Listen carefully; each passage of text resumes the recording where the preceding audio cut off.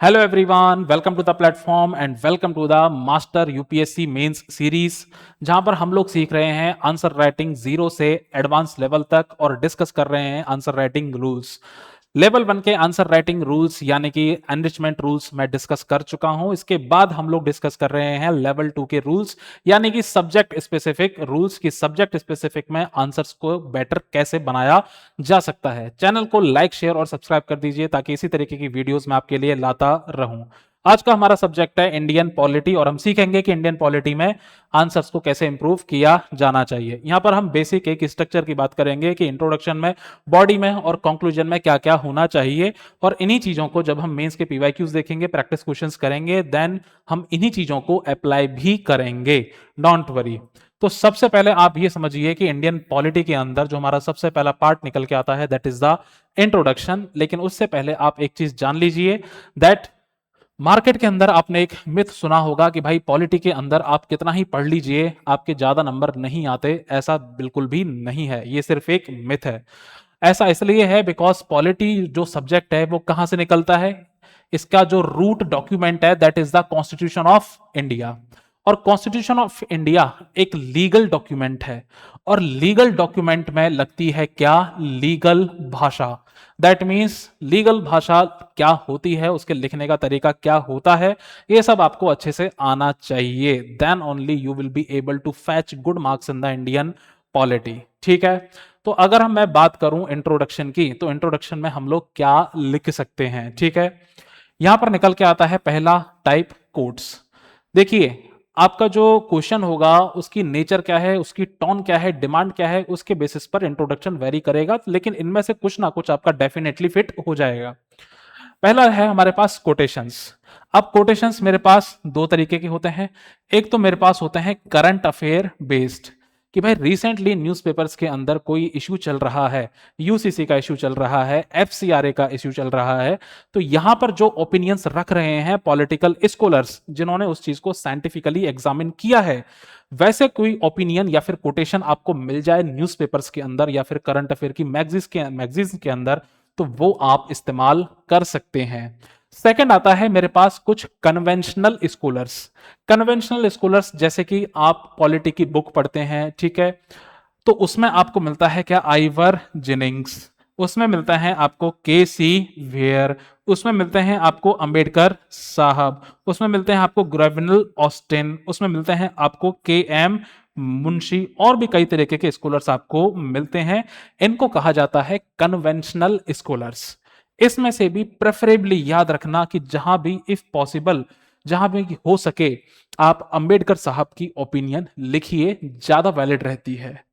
दूसरा क्या है कि अगर जैसे मान लो आपको और भी तरीका जो है वो एक्सप्लोर करना है कोटेशंस का, तो आप इस्तेमाल कर सकते हैं एआरसी की रिपोर्ट्स जो हैं, एआरसी 2 की, एडमिनिस्ट्रेटिव रिफॉर्म कमीशन एआरसी 2 की जो रिपोर्ट्स में जो ओपिनियंस हैं वो भी आप लिख सकते हैं। सेकंड जो तरीका निकल के आता है वो आता है क्या, आर्टिकल का। दैट मीन्स जैसे मान लो फॉर एग्जाम्पल ट्रिब्यूनल पर क्वेश्चन आ गया, आपने सीधा सीधा क्या मेंशन कर दिया, आर्टिकल मेंशन कर दिया। अब आर्टिकल मेंशन करते वक्त आर्टिकल भी लिखने का एक तरीका होता है कि कैसे लिखा जाता है, वो हम सीखेंगे पॉलिटी की सीरीज के अंदर बहुत डिटेल के अंदर। सुप्रीम कोर्ट के जजमेंट्स, ये भी आप इंट्रोडक्शन के अंदर डाल सकते हैं। अब यहां पर फिर से दो तरीके के जजमेंट्स क्रिएट होते हैं, एक होते हैं लैंडमार्क जजमेंट्स और एक होते हैं क्या, current affair basis judgments. Landmark judgments that means evergreen या फिर फॉरएवर जजमेंट्स, जैसे आपका केशवानंद भारती केस हो गया, मिनर्वा मिल्स केस हो गया, प्रिवेसी जजमेंट हो गया, एलजीबीटी जजमेंट हो गया। ठीक है, इस तरीके की जो जजमेंट्स होते हैं these are the landmark judgments. Current affair judgments में क्या होता है कि रिसेंटली जैसे मान लो कोई इंटरनेट शटडाउन का केस चल रहा है या फिर पुलिस ब्रूटलिटी का केस चल रहा है, तो रिसेंटली ऐसे जो करंट अफेयर के जजमेंट्स होते हैं वो भी कई बार क्या है, इंपॉर्टेंट हो जाते हैं, क्योंकि उनमें से भी एक इंपॉर्टेंट लॉ ऑफ, जो क्वेश्चन ऑफ लॉ है वो एड्रेस हो जाता है। ठीक है, रिसेंट कंटेक्स्ट, अच्छा कुछ भी इनमें से सेट ना हो तो रिसेंट कंटेक्स्ट आप डाल सकते हैं। दैट्स रिसेंटली अभी एफसीआरए का इश्यू चल रहा है, ठीक है, रिसेंटली अभी थोड़ी दिन पहले एक इश्यू चला था कि भाई सिटीजनशिप किस डॉक्यूमेंट से प्रूव हो सकती है, तो ऐसा कंटेक्चुअल स्टेटमेंट डालकर भी आप इंट्रोडक्शन लिख सकते हैं depending on the tone of question. Definitive, definitive का मतलब है कि जैसे अगर आरटीआई पर क्वेश्चन आ गया, ठीक है, तो आरटीआई पर जब इंट्रोडक्शन आप लिखोगे तो इसको आप डिफाइन कर सकते हो कि भैया ये ट्रांसपेरेंसी, अकाउंटेबिलिटी, ये सनशाइन लेजिस्लेशन है। इस तरीके से इसकी अच्छी अच्छी बातें आप लिख सकते हैं। अगला जो इंट्रोडक्शन का जो टाइप आता है that is the evolutionary. Evolutionary का मतलब है दैट मीन्स किसी चीज के इवोल्यूशन को आप बता रहे हो। ये जो इवोल्यूशनरी टाइप ऑफ इंट्रोडक्शन होगा ये कुछ इस तरीके के क्वेश्चंस के अंदर फिट होगा, जैसे आपसे पूछ लिया क्या बेसिक स्ट्रक्चर पूछ लिया, ठीक है, आईआर कोहेलो केस पूछ लिया, पीआईएल पूछ लिया कि भैया पीआईएल्स पे क्वेश्चन पूछ लिया, कॉलेज एंड कॉलेजियम जो है सिस्टम उस पर क्वेश्चन पूछ लिया, ठीक है, फंडामेंटल राइट्स की अमेंडेबिलिटी पर, इमरजेंसी पर, इस तरीके से कोई थीमेटिक क्वेश्चन आ जाता है तो आपका ये इवोल्यूशनरी जो इंट्रोडक्शन है वो बन जाता है। ये सारी चीजें अगर फेल हो जाती हैं इन केस और यूपीएससी कुछ अटपटा सा कर देती है कि भाई ना आपने सुना, ना देखा, ना प्रैक्टिस किया, ठीक है, दैट मींस यूपीएससी ने फॉर एग्जांपल एक स्टेटमेंट दे दिया रैंडम और बोल दिया in the light of this statement explain X Y Z. तो उसमें क्या करना है आपको, उस स्टेटमेंट के या फिर उस क्वेश्चन के कीवर्ड्स को हाईलाइट करना है, उनको कोरिलेशन निकालना है, उसको ब्रेक डाउन करना है and you have to frame the introduction. और फाइनली कुछ रिपोर्ट्स या फिर इंडेक्सेस की बेसिस पर आप इंट्रोडक्शन भी फ्रेम कर सकते हैं। तो ये कुछ तरीके हैं जहां पर आप इनसे इंट्रोडक्शंस को एक इफेक्टिव इंट्रोडक्शंस में कन्वर्ट कर सकते हो। अब चलते हैं बॉडी में। बॉडी में भी अगेन सुप्रीम कोर्ट के जजमेंट्स यूज कर सकते हैं, बता चुका हूं मैं आपको, लैंडमार्क या फिर current affair based. Case laws very important, याद रखना कि जैसे जीएस के आंसर्स के अंदर आप एग्जाम्पल्स यूज करोगे उसी तरीके से आपको फ्रीक्वेंटली केस लॉज यूज करने पड़ेंगे। दैट मींस केस लॉज में जब आप यहां पर लिखोगे तो you need not right the complete name of the case law, you simply can use the Francis Mullin case, in Minerva Mills case, in Keshwananda Bharati case, in Privacy Judgment case. That means simply आप उस case का नाम और उस case का core argument या फिर verdict use कर सकते हैं ताकि आपकी जो ड्यू इकोनॉमी ऑफ वर्ड्स है वो भी मेंटेन रहे और आपका काम भी हो जाए। सिमिलर तौर पर आप केस स्टडीज भी इस्तेमाल कर सकते हो बॉडीज के अंदर ताकि आप जो अपनी जो डिमांड जो एड्रेस कर रहे हो उसको फुलफिल कर पाओ। कॉन्स्टिट्यूशनल या फिर लीगल प्रोविजंस आप इस्तेमाल कर सकते हो, जैसे मान लो फॉर एग्जांपल जैसे बेल पर, कस्टडी पर कई बार इन पर लीगल डिबेट चल जाता है, ठीक है, कई बार बेसिकली क्या है पुलिस ब्रुटलिटी, जैसे अभी सीजेपी का प्रोटेस्ट हुआ था तो यहां पर कौन कौन से लीगल या फिर कॉन्स्टिट्यूशनल जो प्रोविजंस हैं वो आपस में कॉन्फ्लिक्ट कर रहे हैं या फिर कॉपरेट कर रहे हैं, ये सारी चीजें आप इस्तेमाल कर सकते हो। डाइवर्सिफाई आपको करना ही करना है, पेस्टल एनालिसिस थंब रूल बना लेना कि हर जीएस के पेपर में चाहे वो पॉलिटी हो, चाहे ज्योग्राफी हो, चाहे डिजास्टर मैनेजमेंट हो, चाहे इकोनॉमी हो, अगर उसमें स्कोप है डाइवर्सिफिकेशन का, डायमेंशंस का जो कि होता है, then you have to open it.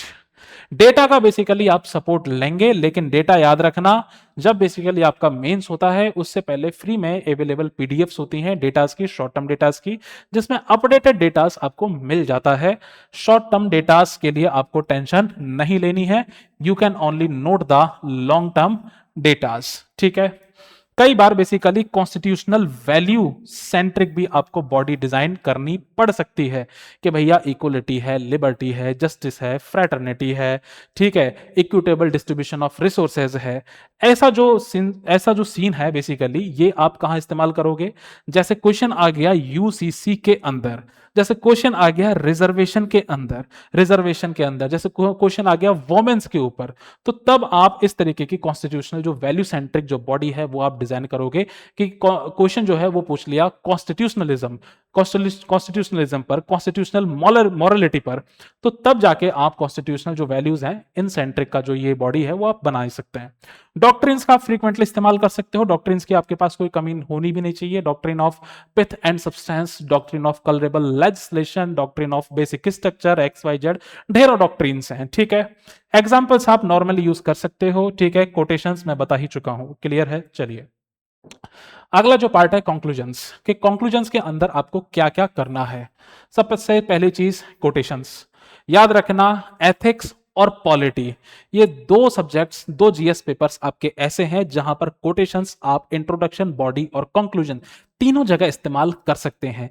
अब कोटेशंस यूज करने का फायदा क्या होता है? कोटेशंस यूज करने का फायदा यह होता है that quotations are subject to the subjective interpretations. That means इनकी एक वाइडर इंटरप्रिटेशन हो सकती है, दैट इज वाई ये मोर और लेस फिट हो जाते हैं।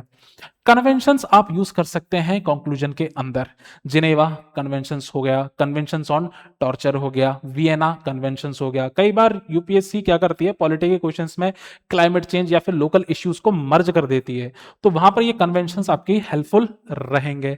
सुप्रीम कोर्ट के जजमेंट्स यहां भी वैलिड रहेंगे। बेस्ट प्रैक्टिसेस आप यूज कर सकते हैं कि जैसे मान लो एंटी डिफेक्शन लॉ पर क्वेश्चन आ गया, तो एंटी डिफेक्शन लॉ बांग्लादेश में क्या कहता है, तमाम कंट्रीज के अंदर क्या कहती हैं, क्या क्या बेस्ट प्रैक्टिसेस हैं जो इंडिया के अंदर रेप्लिकेट की जा सकती हैं, इस तरीके की चीजें आप यूज कर सकते हैं। एक्रोनिम्स यूज कर सकते हैं, छोटा छोटा 4D 4P 3S, इस तरीके की चीजें आप यूज कर सकते हो।